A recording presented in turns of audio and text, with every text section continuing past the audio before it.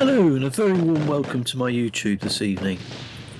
The story today really is all about the Piper L4 Cub, which was affectionately known as the Grasshopper. Now, it was on the 19th of October 1943 at 12:57, Squadron Leader Geddes was returning from Exeter flying a Piper Cub L4, and when he approached Bolt Head airfield to land, the wind was extremely strong. It took him 2 attempts to get on the ground. Now, Squadron Leader Geddes was unhurt in this incident, but it got me thinking about the L4 Piper Cub, and I thought I'd look a bit further into it. Now, at the beginning of the footage, you'll see a Piper L4 Cub flying along the beach at Slapton Sands when the Americans were taking part in the exercises there to prepare them for D-Day. Squadron Leader Geddes was called to full-time service at the outbreak of the war, and he was posted to RAF College FTS Cranwell on the 24th of October 1939. On the 14th of July, Geddes was detached from 604 to HQ 11 Group at Uxbridge. In March 1941, he was now flying Beaufighters, and he teamed up with Sergeant P. Cannon, and during the night of the 12th, they shot down a Ju-88 engaged in a raid on Portsmouth. On the 14th, he destroyed an HE-111, and on the 16th, they damaged an HE-111. In the early hours of the 5th of June 1941, Geddes and Cannon shot down another HE-111 into the sea off the Isle of Wight. Geddes was awarded the DFC, which was gazetted on the 4th of July 1941. Squadron Leader Geddes left 604 Squadron in October 1941, and he was then posted to command various GCI stations in the southwest. He was also the commanding officer in charge of RAF Bolt Head down in South Devon, and it was on this occasion that he was returning from RAF Exeter in a Piper Cub to Bolt Head when he had the landing accident. It's quite interesting to note the approach we're making to RAF Bolt Head, the former RAF Bolt Head. It was classed as an advanced landing ground, which was effectively coconut matting with chain link fence, which was Summerfield tracking laid on the top and held down by massive steel spikes. Now, the weather conditions, as you can see from some of our approach film, changes very rapidly here because it's 450 feet above sea level on the cliff top, very, very close to the sea. And in the later footage, as the footage comes up now, some friends of mine decided to fly in with their Piper L4 Cubs. Now, there's 4 of them that land at Bolt Head. This is a very, very rare occasion to see these 4 Cubs together landing at the former RAF Bolt Head. These aircraft are all genuine of the World War II era and have been restored in their wartime colours. You'll see from the movement of the aircraft shortly that when they depart or on landing, one of them had a brake failure problem. So to enable them to taxi back up the relatively narrow taxiway, our good friend Reg had to hold one of the wing struts to enable the aircraft to be able to be taxied in a straight line.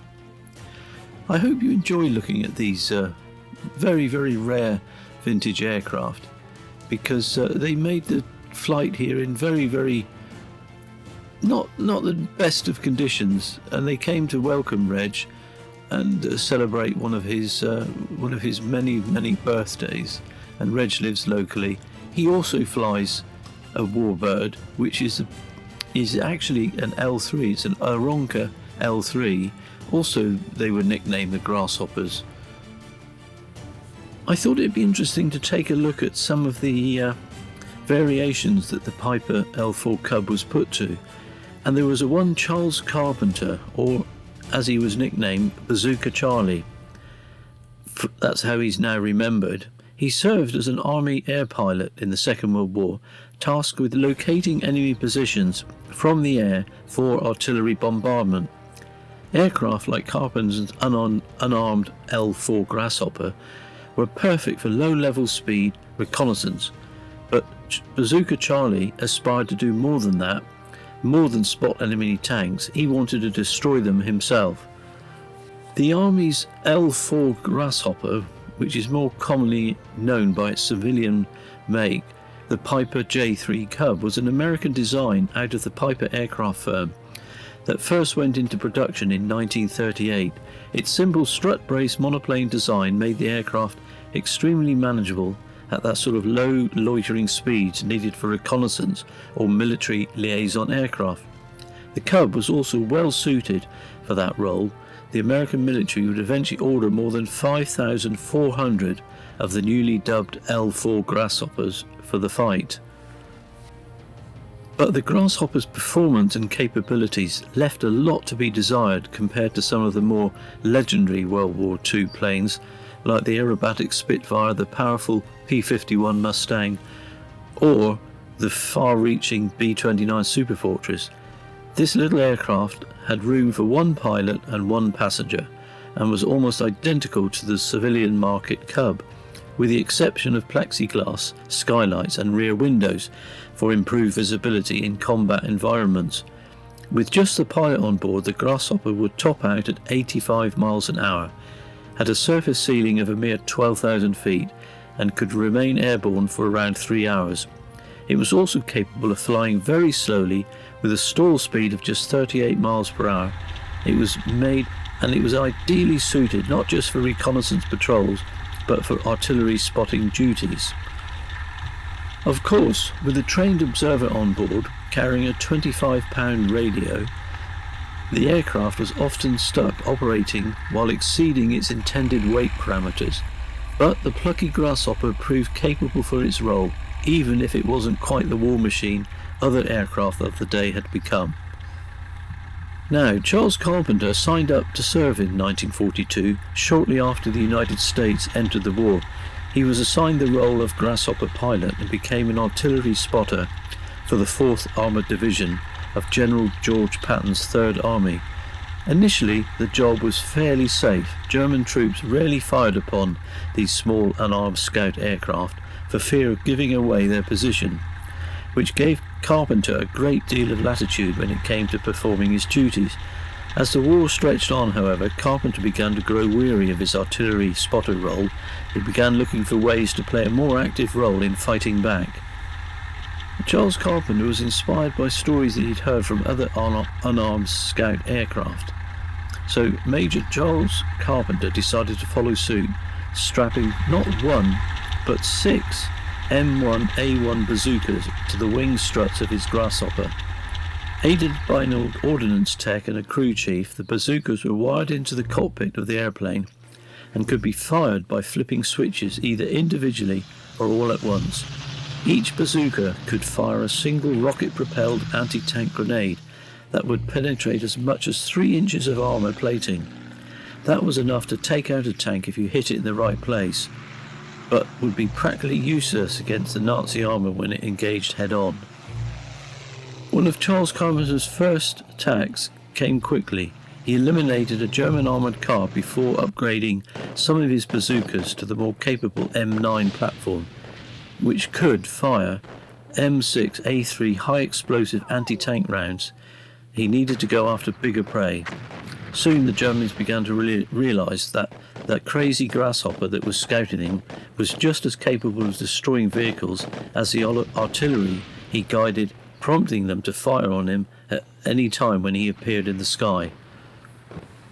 Now we're at Slapton Sands, and it was a very interesting event. In November 1943, Devon County Council was informed by the War Cabinet that the Slapton Sands area was to be totally evacuated to permit part of the Southdowns to be used for practice assault landings.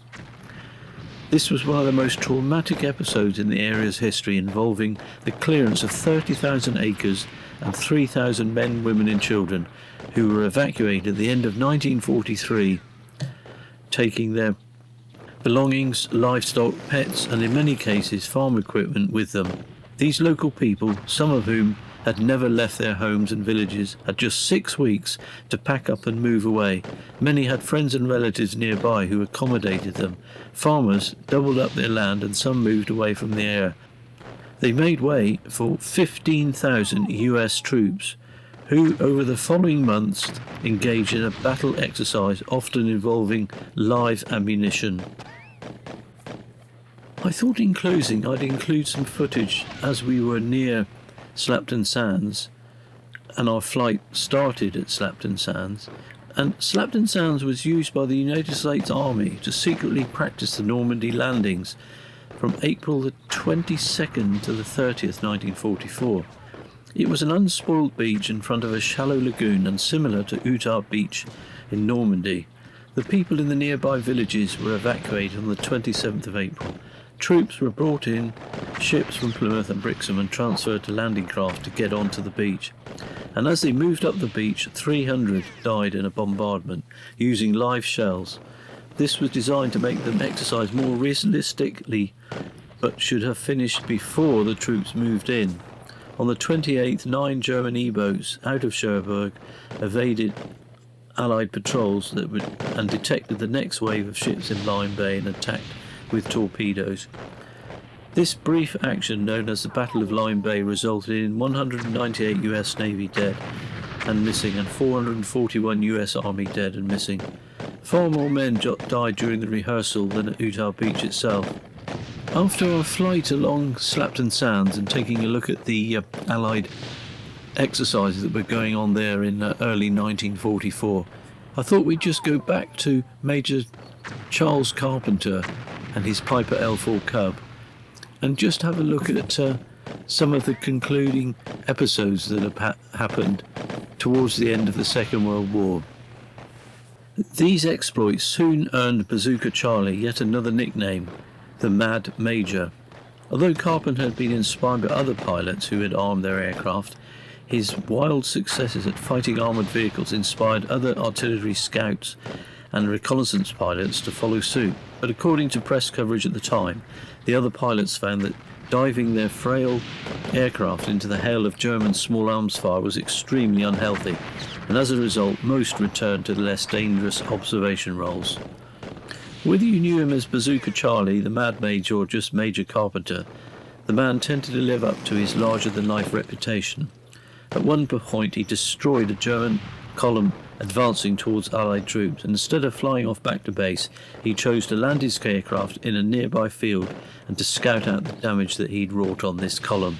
When on an attack, Major Carpenter's usual routine was to find his target while he was in the air, then corkscrew down before rapidly diving at the enemy tank or other target and releasing his bazooka grenades. It wasn't essential the enemy tank be destroyed as long as the tank was stopped from advancing any further. Within a short time, Carpenter was credited with immobilizing 4 German tanks, 2 of which were Tiger I tanks, and knocking out a German armoured column of cars. Carpenter quickly became known, as we know, as the Mad Major. As we depart now from this film clip, the Piper L4 Cub is on its way flying back in an easterly direction, possibly towards Exeter Airport, which was RAF Exeter. I really hope you found this of some interest, and I look forward to seeing you on the next film. And do please ponder having subscribed to my channel. It really helps, and the support of the viewing numbers really count. Thank you very much, and take the greatest of care. All the very best. Cheers for now.